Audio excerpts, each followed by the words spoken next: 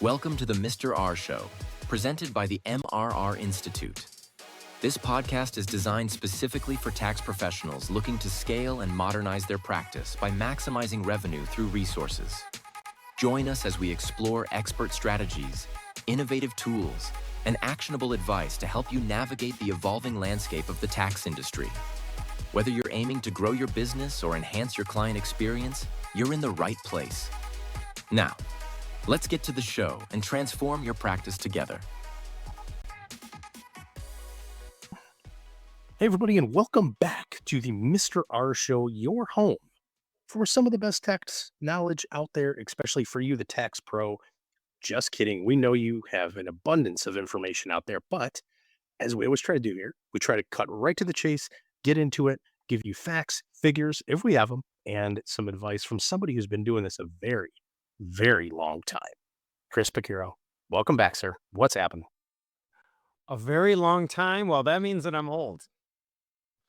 No, I'm not. I feel great, man. I feel great. Thank you. Excited to be back on the show. And we are going to talk about something that I wish I knew 22 years ago when I started. And we are actually presenting this topic at a extremely large national conference. We are also going to be presenting this at other events over the next probably about 12 to 18 months. And I'm excited to jump into it. I think that we know that we've talked about on this show that there is what's called a retirement cliff in our industry, in the tax and accounting world, and especially in public accounting and enrolled agents. There's a shortage of new people coming into the profession. With that cocktail, it's very important that we carefully select our clients. And we also love our clients and we want the best for them. So it's also important that we, for their benefit, carefully select them and let them carefully select us. So if you're listening to this, thank you. Enjoy this. Definitely grab your free continuing education credit.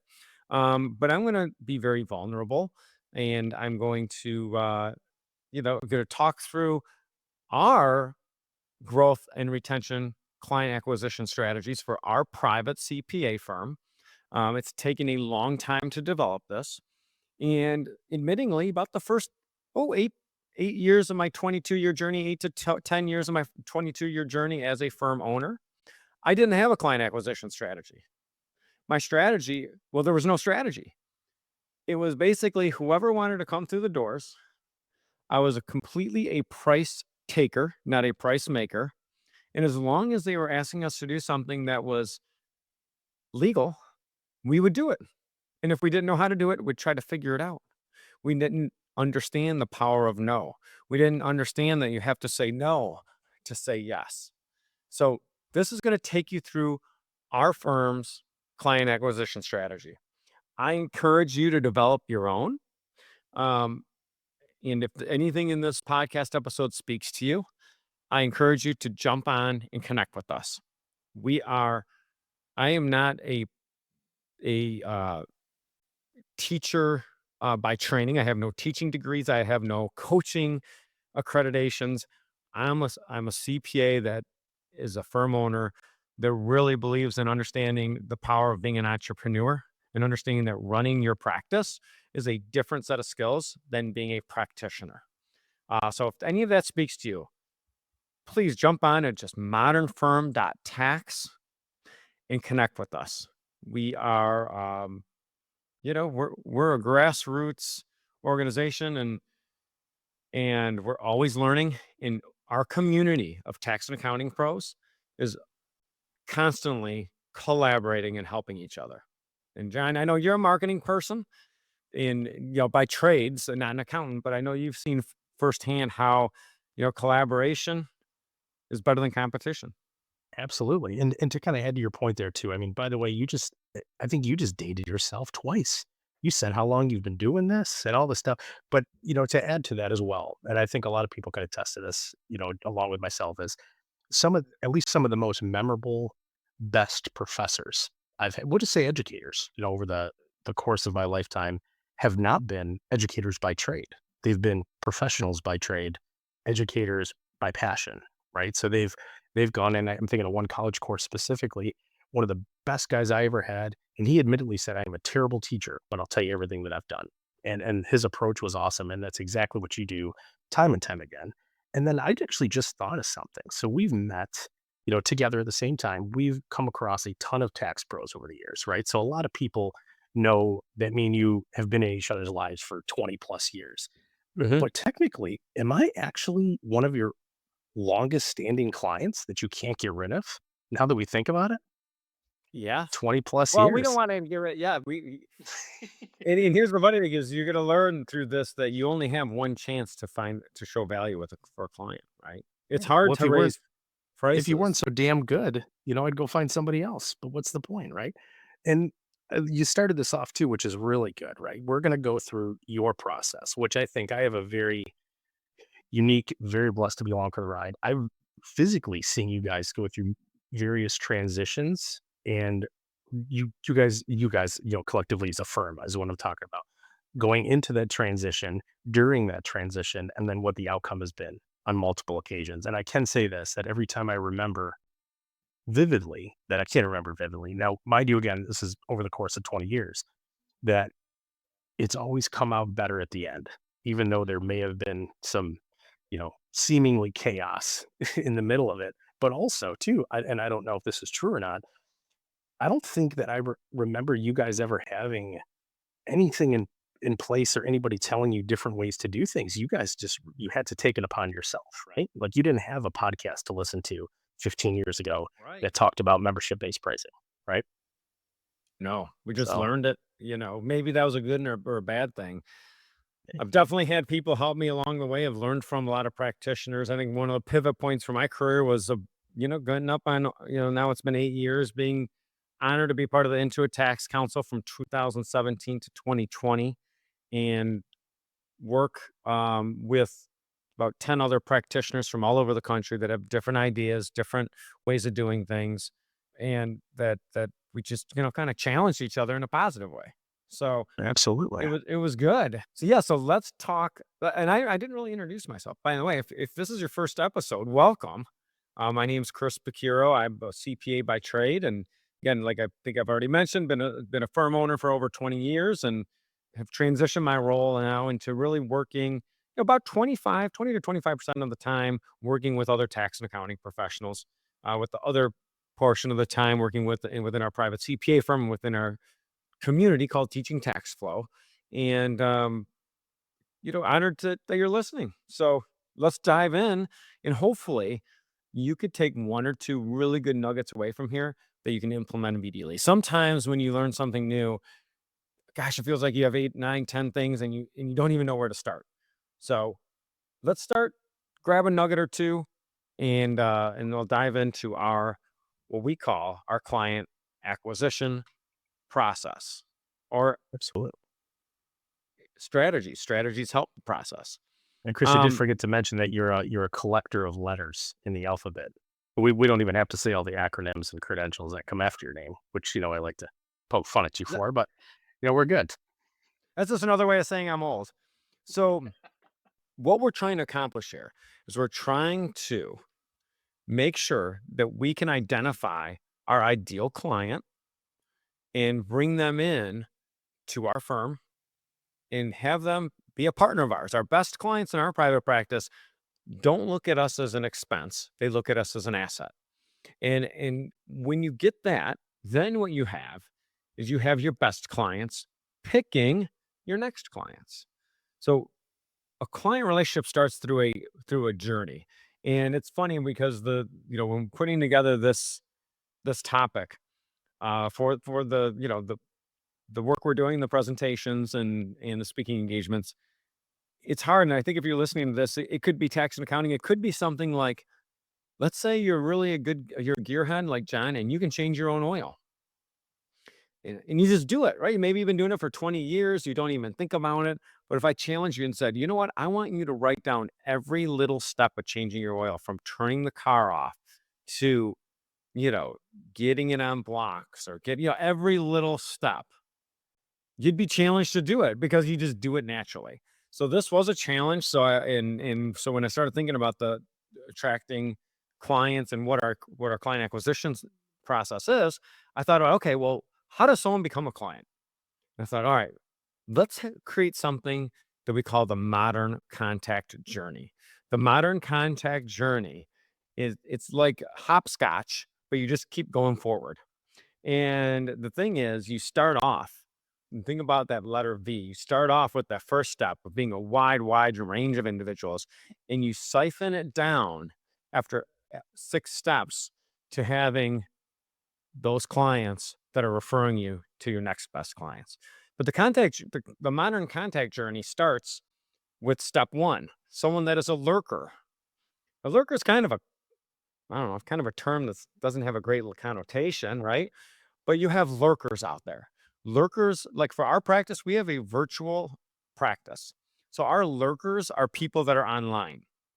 We don't have a storefront. We don't have an office. We can't have people that are walking by, looking at doing our window shopping, doing uh, looking through the windows as far as, oh, well, let me look what their office looks like, or walking by your office daily. Maybe you're on Main Street somewhere. Maybe you're in an office building. Maybe you ride an elevator with someone every day and what the heck does this person do? But people are lurking. Lurkers are people that are checking out what you're doing. A lurker then becomes a follower. A follower is someone that's not just walking by and noticing, but they're paying attention to what your practice is doing. They're following what you're doing. Followers then become a lead. A lead then becomes a prospect. A prospect then becomes a client. And then your best clients actually become fans. So that's at 6 steps of the contact journey: lurker, follower, lead, prospect, client, fan. And a lot of people confuse the difference between a lead and a prospect. But don't worry. Let's break down each of the 6 steps. All right. So Webster Dictionary calls a lurker a person who reads messages on an internet discussion forum or social media platform, but does not contribute. Cambridge Dictionary just says someone who reads the messages in a chat room without taking part. So a lurker is going to be someone that's checking your stuff out, walking by. Again, typically that's going to be online. All right. It could be, so hence why you really have to have a strong online presence. And, strong is kind of a vague word. So I'm going to challenge you, not a strong online presence, a very direct online presence that identifies who exactly your target audience is. That's, to me, the most important thing. But that's a lurker. Lurkers are just wandering around. They're checking you out. They're not following anything you're doing. They're not contributing at all. And there are a lot of lurkers out there. So here's a question for you. So, and I'll kind of interject every once in a while, probably at every step of this. As everybody knows me, it's very hard for me to ever close my mouth. So this is really, really great to talk about. So here we are, 2025, right? Talking about lurkers. If you had to take a step back, years into your practice, and obviously you guys had a much, much more physical presence. Like you had the offices, you had people in different locations. Heck, you guys had, in the teens of offices, if I remember right, all around the country. Do you think that this process or this journey has changed a lot? And I'm sure we'll get into it more over the years. Like, do you feel that it's gotten more defined, or you feel like it's actually Mhm. gotten more challenging? Like you need to do more stuff to actually get more clients, if that makes No, you sense. have to do a lot less stuff to get clients now. You've got to do more stuff to get the clients that you want. That's the key. So I should have mentioned this too. We're going to walk through this contact journey, these 6 steps, and then we're going to actually look at the client acquisition process. But it's important to identify the journey, right? So you've got a lurker. Back before when we had dial-up internet, the lurker was people. It was important to have a storefront or an office in a very visible area. A lurker then comes. A lurker that's interested in you becomes a follower, right? Where are they finding you? Are they finding you do you have social media accounts, either personal or business? Do you have a podcast? Are you part of an online community or group? Do you go to virtual events or host webinars or even in-person events? Do you have a blog or a newsletter? That's how you're going to find a follower, right? So in our private CPA practice, we have a LinkedIn newsletter. We have all the things actually that are on this list, but you don't feel compelled to have all those things. Instead of saying I'm going to have 6 different things, do one really, really well. So if you love blogging, don't worry about having all these social media accounts, all that stuff. Just blog your heart out, you know, and get people to see that blog, and then have a call to action from the blog. So people start following you, right? So a follower is pretty good. Followers are valuable. From your pool of followers, right? From your pool of followers, you're going to find leads. And when it comes specifically to social media followers, there are, who you're trying to attract should drive what social media you put your emphasis on. So for us, we already chuckled and said that I'm a little more mature, but most of our clients are somewhere between the ages of 35 and 55. I'd say the vast majority, right? So for that age, especially the 40 and older crowd, 45, the older half of that, LinkedIn and Facebook are going to be where we're going to find more followers. Yes, we have a Twitter account. We have a TikTok account. But John, and you see it in our private CPA firm, we're not getting people coming in. They might look at that as a lurker, but they're not following to the extent they're following on the other Right. forums. And I can say this too, And YouTube. from the marketing eye, right? Like you will see the industry that you guys are in, and I say that to you, Kristen, your private practice, and obviously people that are listening to this, because I highly doubt somebody that's not a tax pro is super engaged in this podcast at this very moment. But really what we're looking at here, right? Like there are a few anomalies in the industry that you guys are in because, and this is one of them, right? We're talking about platforms such as LinkedIn, Facebook, sure, TikTok, we're pretty active on, YouTube, we're pretty active on.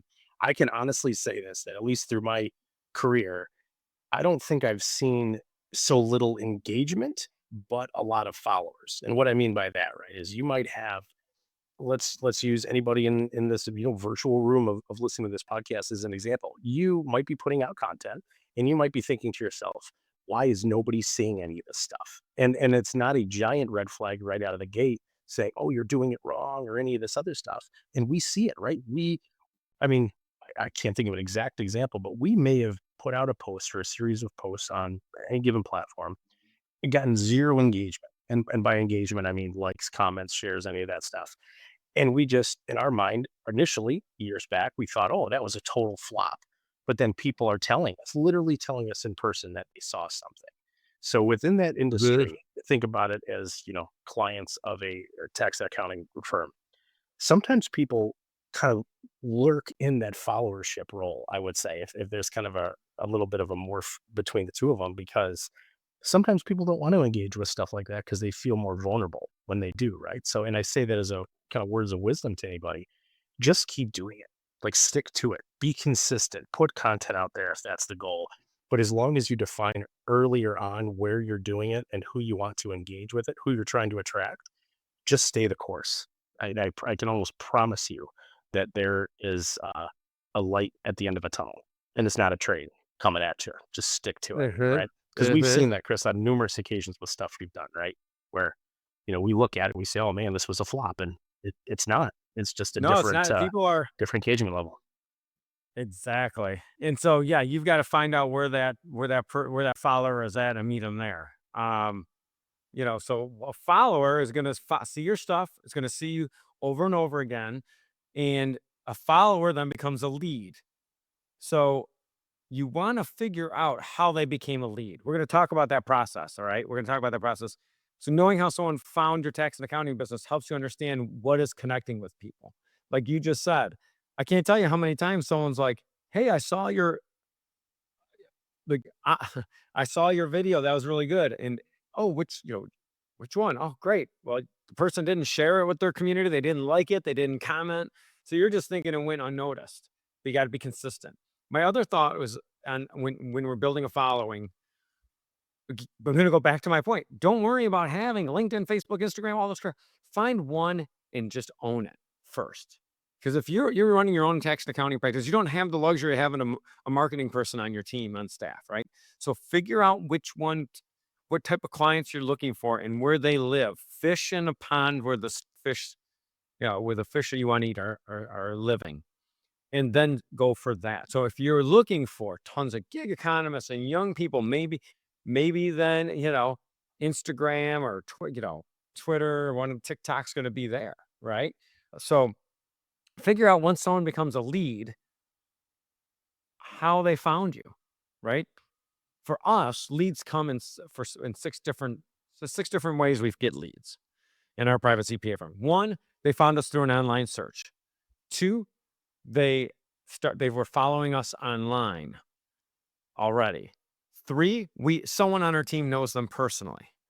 Four, they met us at an event, could be in person or could be virtual. For us, our niche is real estate. So a lot of times we meet people at real estate events. Five, they're referred by what's called a center of influence, or COI. For our firm, I've been tracking our leads. But the majority of our leads, the second biggest lead generation source for us are financial advisors. You're probably thinking, what's the first? Current clients. So current clients refer leads. And actually, our biggest referral sources are clients that are centers of influence. We work with a lot of financial advisors as clients of our private CPA firm, and they're referring their clients to us. So that's the double whammy. But someone's going to find you. Someone's going to become a lead through one of those six ways of finding or six opportunities that I just described. Now, how do you take a lead, right? How do you take a lead and make them a prospect? That's interesting. A lead is any potential client who enters your pipeline. Okay, so your sales pipeline is taking someone from lurker to fan. All right, so leads anyone that enters your pipeline. But a prospect is a lead that meets your criteria and shows a real potential for engagement. So for us, and I'm going to describe this in our client acquisition process, we ask any lead to fill out an online form that takes about 4 minutes to fill out. That online form asks about 5 to 6 questions, maybe 7 if we're getting fan sassy. Those questions are quick. We don't want people to really be analyzing their answers, but they're going to tell me, do they meet the criteria that we want to work with, and do we meet their criteria, and do they show real potential for engagement? So leads become prospects. And for us, we're a virtual firm. So we need a lead to be kind of technologically savvy. We need them to be able to use, questionnaires and be able to upload documents and stuff. And if they can't, then they're not a lead. Then they're still a lead. They're never going to move and graduate over to a prospect. And So to add to that's your the difference between a lead question, and a prospect. and really, Chris, to talk about the questions, not in a grave deal here, we'll get into it again, but it's one of those things, right? It is kind of a living, breathing form. Like really and I'm talking about just the ones that we've built together. We've built them initially. We didn't stew on them for an incredibly long time. We executed, we got them out there, and we tweak them as we need as things go through it, right? So and I say this to people, sometimes they overplan things, right? And they spend hours and hours and hours developing these questionnaires that they're 30 questions long. You tend to turn people away a little too much, and you've just spent a whole lot of time developing something you don't even know will work, right? So it's usually better just get something out there, and it's very easy to change these things. Obviously, depending on where you develop the forms at. I mean, we do everything in house, so it's we do it in a matter of minutes. But there's so many tools out there that it could be done and updated, like updating a Word doc. It's not rocket science, right? Exactly. So a lead becomes a prospect. Okay, that's great. Now you have a prospective client. You have someone that is very interested in working with your firm, and you have a lot of information about them. We're going to talk about that process, how we're going to get that information, right? We know more about that prospect. We know a lot about that prospect. So going from a lead, so a client, how do you go from a prospect to a client? Well, client's a lead that moved through your acquisition process, signed an engagement letter, and is now actively receiving services from your firm. So it's more than just a transaction. Remember, in our world, our clients are partners. It's an ongoing relationship where you're delivering value, you're building trust, and you're building a book of business for your stuff. So the longer there's a lot of synergies with clients, and the longer if someone is a client of your firm, the deeper the relationship should be. So now someone becomes a client, and then the sixth step. It's funny because in thinking of this, I'm like, well, just because someone's a client, what if they're a super client? Well, super client is a fan. A fan is short for fanatic. And your fans are clients that are actually going to pick your next clients. And the beautiful thing about a fan is a fan is going to short circuit your client journey or your contact journey. A fan is going to not bring you lurkers. They're not going to bring you followers. They're going to bring you leads. In a high percentage of leads become prospects. A low percentage of lurkers become prospects. So remember Chutes and Ladders, that game when you slide up and slide down and all that? So usually created a family fight and the board flying all over the kitchen table. A fan is like the ladder, right? A fan is going to refer you to someone that is already in the lead category and skipped the first two spots on the contact journey. I think my favorite ones are, people that believe so much in and this goes across many industries, believe so much in you, your process, your organization. They become a fan like immediately when they become a client because they're so happy, even just with an onboarding process. And there really hasn't even been a lot delivered to them beyond that. Like, and I imagine everybody's seen this. I mean, obviously, most people that are listening to this in this profession are also business owners at the same time. You're obviously in this industry. So, I mean, how easy and how pleasant, we should say, is it when people are coming in, they're saying they're referred by somebody, and you kind of tend to see, right, birds of the feather flock together, like you mentioned. It's like one of the best lines I think I've ever heard in my professional career. You know, what is it? You just said a couple times, let your best clients pick your next clients. Like that is the best advice I think you could give anybody besides just wake up in a good mood. Like literally. Right. Because that means like not only are you building your proverbial Rolodex of clients, but if you build it with intention, you're picking the best ones, the ones that you want. And now they're going to refer you again, becoming a fan of people that are like-minded, or in theory, hopefully like-minded with them. And that's how you grow your practice. Like you guys have, you've niched down into real estate so much. I remember when you guys were thinking about doing that, 15, 16 years ago. I feel like you wrote it down on a piece of paper of, you have a couple clients in that industry and you really like working with them. They're great. They're profitable. It's for a number of reasons. And now look, I mean, that's almost the majority of your business, right? Oh, absolutely. So And now, well, and I would say one thing, it's tempting to let a fan refer you to someone and you automatically put them in as a prospect. Be careful. Send them back to a lead. Let the lead become the prospect. Because I could tell you, I had a fan of our firm refer us to someone and they jumped all the way to prospect. They're ready to get a quote. I'm like, whoa, whoa, whoa. We got to send you back to lead. I got to get some more information, see if we're a great fit. And they actually were not a good fit. And had if I would have skipped that lead to prospect step of making sure that we align on technology, on pricing, on need assessment, then there could be bad stuff happening. So fans create the leads, and then it's your responsibility as a firm owner to take that lead and run with it. So that's the modern contact journey. Now I'm going to jump in next or transition to the client acquisition process. All right. How do we because I just explained someone goes from a lead to a prospect to a client to a fan, which is great. But what are the steps to do it? I told you what the process is, but now we're going to actually look at the recipe card. We're going to look at these steps to take a lead all the way to onboarding a client. So I have 9 steps, right? Oh boy, 9 steps, but don't worry. It's these steps can go pretty quickly. Going lead to onboard. The first step is someone's a lead. So, hey, we only have 8 steps after that now. Or 7. I'm sorry. I'm not good with numbers. But the first thing is someone's a lead. When you get a lead, you then send them to what's called a qualifying URL. Okay. And let's remember, as I said, leads are coming from anywhere. This is a tricky part. I get phone calls, I get emails, I get text messages, I get DMs on social media.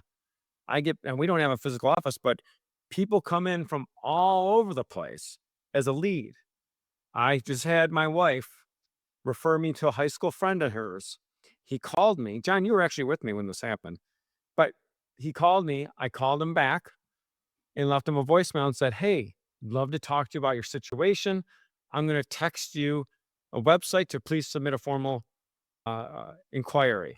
So no matter where the lead's coming from, my next step is I'm trying to get them to what we call a qualifying URL. A qualifying URL is a domain. I'm not saying it right, but a site where someone could submit their information to us. Really, it's your All lead right? capture forms. It's my lead capture. Now, no matter what, for us, we're going to try to get their email address. Okay, even if they text us. Hey, can you send me your email address? Great. I'm going to then email them saying, thank you so much for that information. Here's a link to answer a few questions. Can you, having a solid CPA firm relationship is very important. And this is what you do. At that point, it's time to humble brag for your firm. In the meantime, this is what you're going to put in an email. Why don't you check out some of the links to our information? It could be something as easy as, let's say you don't have a website else, but you just have a ton of good Google reviews. Send them to that. Send them to whatever you have that puts you in a good light, that establishes your credibility right away. Okay. And adding to that, Chris, as well, too, like think about it, right? Like we live in an age where a lot of people do online shopping, follow-up emails, all of this stuff so late in the middle of the night. I mean, they might be sitting in bed doing this. Imagine if you don't have anything like this set up, you have no online presence, you have a phone number, and say this is a business owner who is extremely busy during the day, does not take their eye off the ball. They're not answering phone calls from people they don't know. They're not getting back to emails, any of that stuff. They're very focused. How hard is it going to be to get a hold of that person and actually align your schedule? So you're basically cutting yourself off at the knees as far as for lead gen goes. So having something like this literally is, I mean, think about it, right? Is a sales assistant or a salesperson that's out there in the world. You're not having to pay them really, and they're open 24/7. They never call in sick. It's there. It's you. You control it. You own that domain. You own what's on it. You have control over that, and that basically is it's you. It's that thing. Right. And I'm sure you'll talk about automations or something at some point with a little bit of this, or maybe we can have a whole nother podcast on that. But it's all about keeping the conversations going and not letting it run dry or feel like that you don't care or they got thrown into a system, right? Like adding that human element a little bit to it. Well, that's a good point. What does your qualifying URL say? So I'll tell you what ours does. We ask qualifying questions. They're going to take 2 minutes or less to answer. We have an automation that leads right into a CRM or a database. We have a clear description of our services, so our leads know exactly what we offer. We have a comment section, so that if someone does want to expand, I want this to be 2 minutes or less to answer, but if they want to add some color to what their answers are, that's fine. And guess what? The comment section is a hidden trick. If someone puts nothing in the comment section, I'm a little concerned. If someone writes me a book in the comment section, I think they're going to be someone that overshares. And personally, I'm not going to mesh well with them. But if they give me some comments that are to the point and direct, I know that we're going to work well with them. So the comments section is a way that you can figure out what their communication style is. And if it aligns with you, we have FAQs. Don't offer a meeting immediately right there, too. Get information before you offer a meeting. Your time is valuable. Your URL could provide niche positioning, and make sure it's easy to navigate and lay out. It's laid out. So I'm gonna take you a little bit of inside baseball now. We have 2 URLs that are qualifying URLs. That if you're watching this, listening to this, maybe jot them down and check them out later. The first one is www.2025.tax. Okay, that's it. 2025.tax. The other one is if we have a real estate investor, is www.realestatecpa.guru. Maybe put that on the side as we work through this podcast. Check them out. And you'll see exactly what our qualifying URL looks like. It's not that fancy. It's simple. And we've built automations out that when we get those submissions that we're emailing people within 1 business day. That's the other thing. So you get a qualifying URL, someone puts a submission in. Oh boy, what do we do now, right? The third step of the 8-step client acquisition process is a post-submission email. So someone submits an inquiry, I'm going to send them an email. What my email is going to tell them is this. 1, there's a call to action. Hey, thank you so much for submitting your inquiry. Here's some information about our programs and packages, right? Because if you have minimum fees, you need to communicate that right away. Don't meet with someone until they have a clear understanding of your range of fees and what type of services you offer. The more information you can give them, the better. Okay. We haven't reinforced your firm's strengths and resources and credibility at that time. So, and for us, I would offer them at this point an opportunity to set up a call with you. We call it in our firm an assessment call.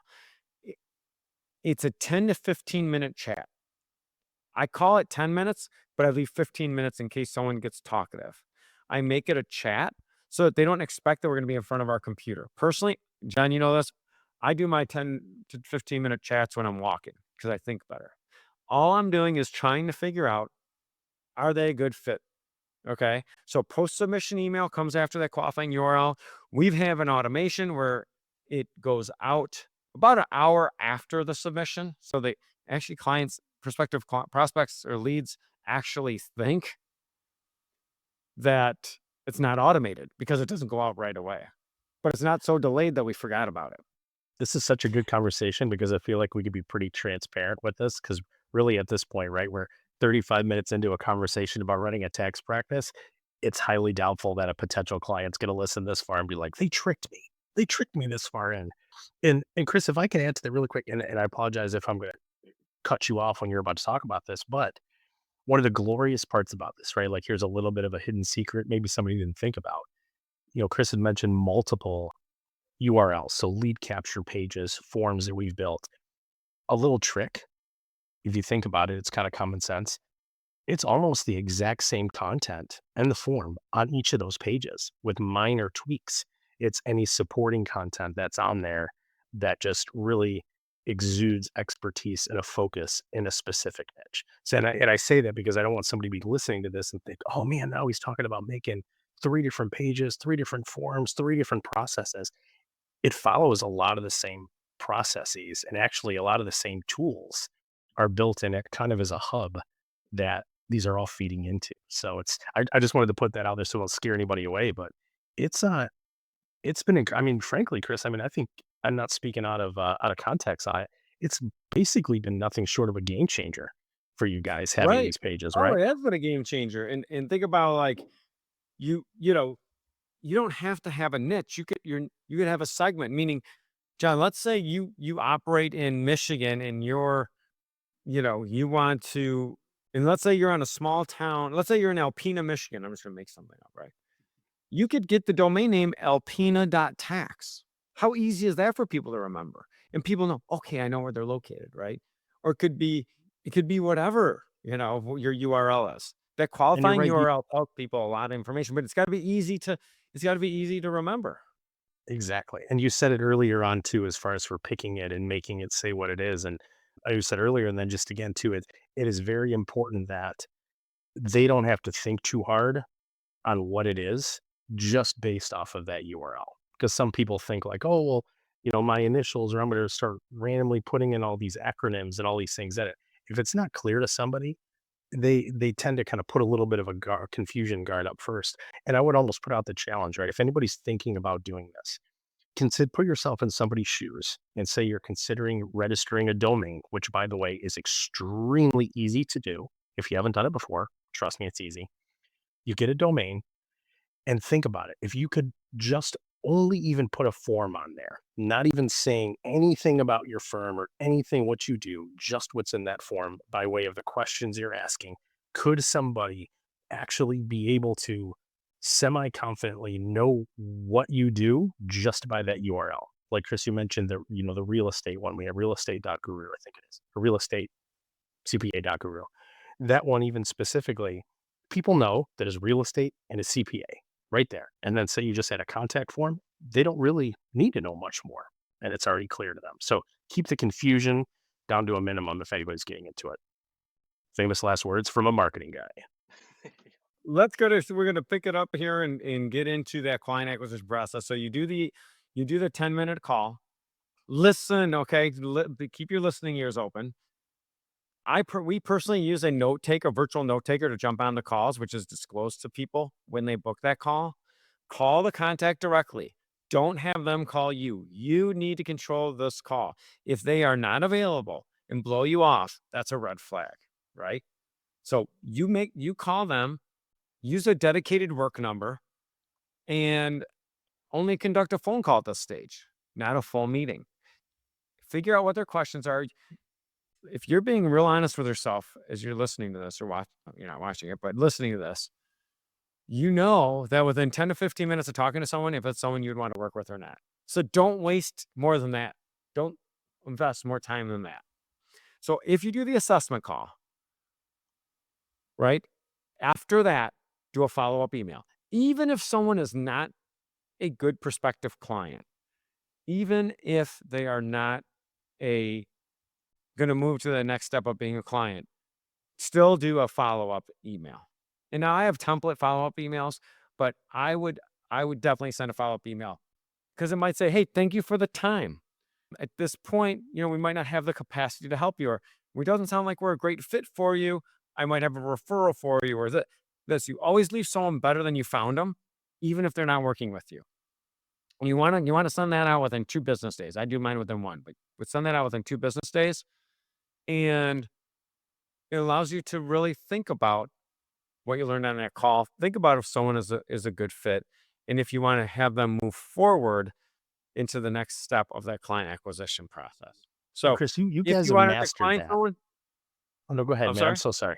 No, I was just going to say, you mastered that so much, you personally in your firm, that even if I wouldn't say you turn somebody away, but you're not a fit for them and you have a resource for them, I've actually seen them come back to you guys. Or, they're out there spreading good words about you. They're not like, oh, these jackasses just turned me away and they're really rude, right? You still become a resource center for them. Right. Yeah. You want to leave someone better than you found them. Right. Mhm. So after that call, I'm going to do one of 3 things. 1, I'm going to respectfully decline moving forward with them. 2, I'm going to send them a quote if let's say they just have an immediate need, what we call tax compliance work. Or 3, since our firm is let's say they need more than just tax preparation. They need tax planning, strategy, bookkeeping. You really need to dive in. Invite them to a formal discovery meeting. It's at that point where you're really going to put some time into this person. You're going to host a discovery meeting with the expectation that they do become a client. And for us, the minimum annual spend for someone to go to that discovery meeting step is a $5,000 per year. It doesn't mean that has to be for you, but think about this. If it's someone that you're just preparing a tax return for, send them the quote after that call. But if it's someone that's going to do tax planning, bookkeeping, payroll, have more of a bundled service, we have a subscription service, then you can invite them to do a formal discovery meeting. When you invite them to do a formal discovery meeting, okay, it's at that point we say, hey, here's a link to book that. Our formal discovery meetings are 45 minutes long. I allocate an hour in case it goes a little longer. And what I'm trying to figure out is there enough there for a permanent relationship? So here's my best practice for inviting them to do a discovery meeting. Because here's what I see a lot, John. I see people going from someone is a lead and they automatically offer them a discovery meeting. There's no qualifying URL, there's no post-submission email, there's no assessment call, there's no follow-up email. So you're taking all the time and risk, and they're not. For my discovery meetings, I will tell you, someone that's a lead, we're probably working with, I'm going to have to look at the data, and I will soon. We're probably working with about 20, no, probably about 15% of any lead. However, we're probably working with about 75 to 80% of people that make it to the discovery meeting phase. Because I've, you know, so And book that it. brings I up a use an good online point too. calendar. I'm And sorry. no, I'm so sorry. And that really brings up a good point. This literally just happened to me early this week, where I got on it was for a software that we use, right? Mhm, And mhm. we actually got on a discovery call. It was supposed to be at like a 30-minute call.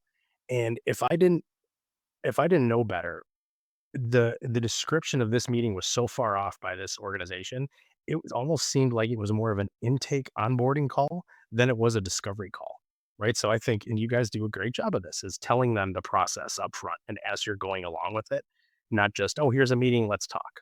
Like you actually give them context around it, right? Which is super important, right? Oh, absolutely. The more transparent you can be, you're asking people for their income, their marital status, their social security numbers, their information about their job. You've got to be transparent also. You can't, you've got to establish trust. So my best practices are use an online calendar, come up with like a loose script. Have some type of agenda so you don't, after this discovery meeting, say, oh, you know what? I realized they have 3S Corps I didn't ask about. Understand that this discovery meeting, if there's such a big potential client, there's nothing wrong if you can't get everything you need within the 45 minutes to an hour, do a second meeting or have follow-up. Don't go on a meeting and sit there for 2 to 3 hours. You will wear them down and they will not want to work with you.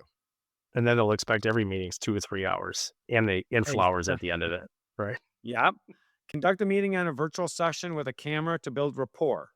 Like, don't go on Zoom and not have your camera on. That's just not best practice. We create a secure portal. You need their tax return documents before you have this discovery meeting.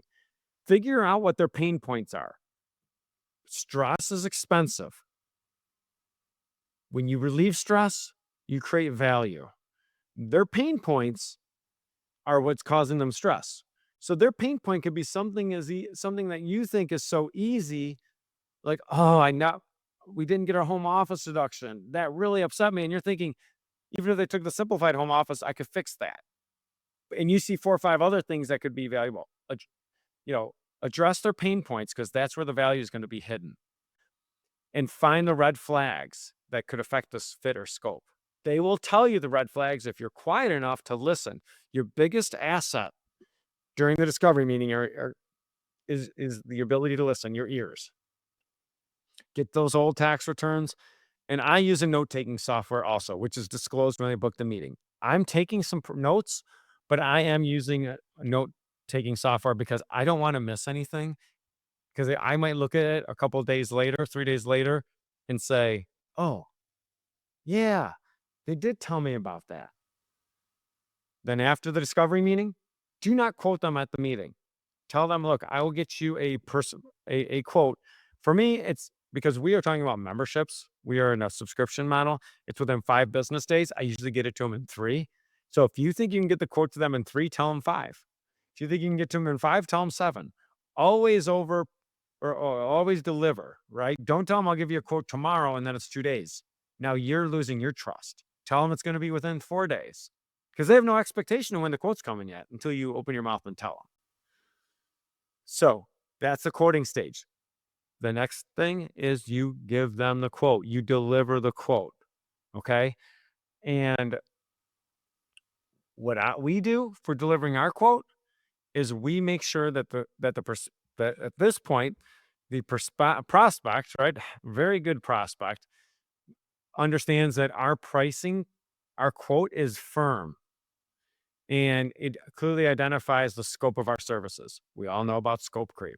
We communicate that all items that will be delivered so there's no confusion, right? Be very clear. Don't just say, we'll prepare your tax return. No. We'll prepare your tax return with include up to 2 Schedule Cs, up to 10 rental properties, up to 10 K1s. Because what happens, that's how you prevent scope creep before it's an issue. Communicate the terms, including your payment expectations and engagement details. This hack has helped me. I can't tell you how good this has been for me and our firm. Create a walkthrough of the video for the prospect. Don't just email. You've put time, effort into this quote. Don't just email it to them. Create a 1 minute, 1.5 minute video walking them through the quote. It shows they care. Don't use round numbers when you quote. Do not. So if it's a tax preparation client, don't charge them $1,000 for the tax return. Charge them $990. Charge them $1,015. Because when you use round numbers in any type of quote, it feels like it's negotiable. It doesn't feel so exact. $1,015 seems pretty darn exact for a tax return preparation, not $1,000. And have an expiration date on the quote. I got burnt many, many years ago where I quoted someone, and a year later they came back and said, "Oh yeah, we want to work with you." I'm like, "Oh gosh, that quote's not valid anymore." So definitely have an expiration date on the quote and deliver it with an email and deliver it with a video. Use video software where you can tell if they've watched it. And then after the quote, they say yes to the dress, as we like to say in our firm. Then you have an onboarding process. Onboarding starts with a nice email. We use a template email where we have a welcome video that we said, "Thank you, welcome to our family clients." And we have them book an onboarding meeting with us. It's that first impression that you can now, if you're in a multi-person firm, start bringing in other people into that onboarding process and get everyone acclimated with that client, and the new client feel like, okay, cool. We're having an onboarding meeting. We're hitting the ground running. And even with this, Chris, I think too, as we wrap this out, I mean, we're definitely going to talk more about this. And obviously we welcome anybody. If you have questions on this, reach out to us. I mean, reach out to Chris, myself, MRR on LinkedIn, through the website, anything you can think of, just look us up, reach out. We're there for it. And kind of a closing note on this too, Chris, if I might add to this part, is I think some people, and this goes across all industries, some people I think are very afraid to put some information out there, what they think is too early on in the process. But think of it this way. I almost say it the other way around. It's going to come out eventually. If somebody's going to get scared off from a price or a process, wouldn't you much rather it not come as a surprise to them later and have it be addressed up front? So you're not, in your example, right, spending time in a lengthy discovery conversation with somebody. We'll just say it's, $5,000 a year for something, and they expected it to be 1,500, right? Like, you both might be moving along, you both have time and energy and emotions tied into a relationship, and then all of a sudden it's like, nope, it hits the bed and it's out. So I put that out there. And again, I'm saying that almost because of, our experience with that, with a software provider on something earlier.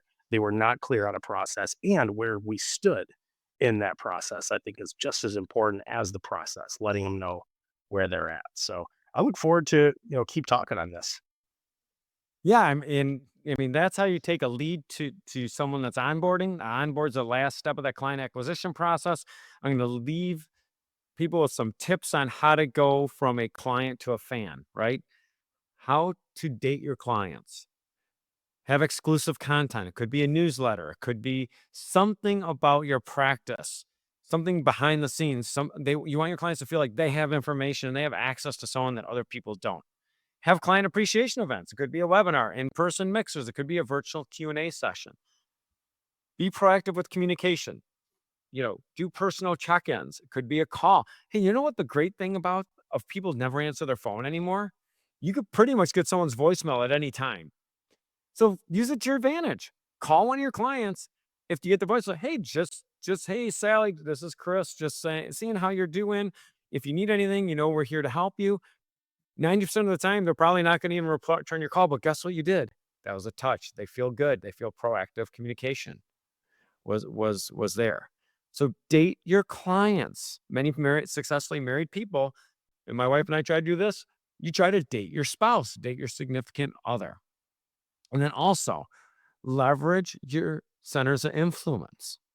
All right. for us, our centers of influence are financial advisors, estate planning attorneys, insurance brokers, lenders, real estate agents, bankers, bookkeepers, fractional CFOs. One of the roles in our firm is I'm deepening those relationships and leveraging the centers of influence. So those are the things that we're trying to do to plant seeds, to build a base of individuals that we could take from lurker to a fan. Amazing. And that's a great spot to close it out. And even with this, again, everybody that's listened to this, you basically gotten the words of wisdom from somebody that's not just read about this in a book or heard about it on a podcast, seen about it, on YouTube specifically. He's been eating, breathing, crying over this thing for 20 plus years. So, Chris, as we started this off with, nothing makes a better teacher than somebody that's actually done it and then educates based on passion. And I think you checked all the boxes here, man. So again, as I mentioned just briefly ago, is anybody have questions on this? You have the luxury of having the resources at your fingertips. So reach out. If it's us, we're happy to help. If it's somebody else, obviously just take that first step, obviously, in growing your practice and defining and optimizing. And we'll drop some notes here as well in the show notes, wherever you're listening to this, with some quick little links. So as I say in the Teaching Tax School podcast, don't be lazy. It's one click away. Click on some resources, follow along. We're here to help you. No judgment. If you have no idea or you're scared to death on what to do next, we're here to help you. So thank you, everybody, for joining us on this episode of the Mr. R Show. We'll be back again here in a month with the next episode. However, we have some events between now and then, so I'm sure we will see a handful of you at those. So take care, everybody. Enjoy the work that you do. You're in a fantastic, fantastic industry with a heck of a lot of opportunity in the modern time. So enjoy it, grow it, optimize it. We're here for you. Talk to everybody soon.